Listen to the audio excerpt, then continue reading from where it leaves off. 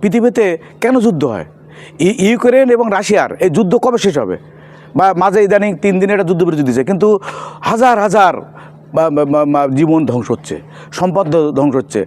এই যুদ্ধ তো করেন না, যুদ্ধ হচ্ছে রাশিয়া এবং আমেরিকার, এবং উভয়ের অস্ত্র ব্যবসার প্রতিযোগিতা।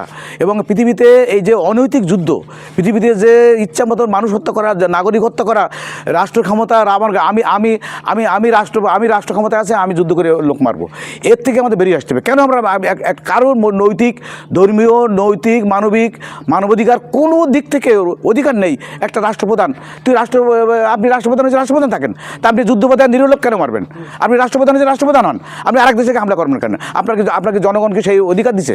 আমরা পৃথিবীকে ধ্বংস করার মূল্যে এই যদি আমরা স্রষ্টা বিশ্বাস করি, আল্লাহ বিশ্বাস করি, মানবতা বিশ্বাস করি, তারা মানবাধিকার লঙ্ঘন এবং ধর্মবিরোধী, এবং তার কোনো দিক থেকে মানবাধিকার লঙ্ঘনের কোনো দায় থেকে তারা মুক্তি পায় না। আপনারা ভালো থাকবেন, সুস্থ থাকবেন, খোদা হাফেজ।